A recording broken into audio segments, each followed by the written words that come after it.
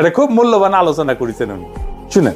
জামাত ইসলাম যে দলটা, তাদের রাজনীতিটা কি এবং তাদের অবস্থানটা কি? জামাত ইসলাম বাংলাদেশের 70% মানুষ এখনো জামাত সম্বন্ধে ভুল ধারণার মাঝে আছেন। অনেকের কাছে জামাত ইসলাম খারাপ, রেজাকার অনেকে বলতে পারেন, কিন্তু জামাতের মূল রহস্যটা বাংলাদেশের মানুষ এখনো দেখেননি। বাংলাদেশ জামাত ইসলাম রাজনীতি করে তাদের নিজের টাকায়। আপনারা জানেন বাংলাদেশে আওয়ামী লীগ বিএনপির কর্মসংস্থান নাই, অথচ জামাতের একাই অনেকগুলো কর্মসংস্থান আছে। বাংলাদেশ জামাত ইসলামের বড় বড় হসপিটাল আছে, বাংলাদেশ জামাত ইসলামের নিজস্ব ব্যাংক আছে, বিমা আছে, বাংলাদেশ জামাত ইসলামের বহু ইন্ডাস্ট্রি আছে এবং তাদের দেশ বিদেশে বিশাল ব্যবসার সুভান্ডার রয়েছে জামাত ইসলামের হাতে। যার কারণে জামাত ইসলাম জালেমদের অত্যাচারে যতই ক্ষত বিক্ষত হয়, সেই ক্ষত জায়গায় মলম দেওয়ার মতো টাকা জামাতের পকেটে আছে এবং এটা কিয়ামত পর্যন্ত থাকবে জামাতের এই টাকা। কারণ জামাত সৎভাবে ব্যবসা বাণিজ্য করে। যদি আজকে সাদাবাজি দেশে বন্ধ হয়ে যায়, বাংলাদেশ জামাতে ইসলাম ছাড়া কোন দল বাংলাদেশের রাজনৈতিক কর্মী পালন করতে পারবেন না। চ্যালেঞ্জ করলাম।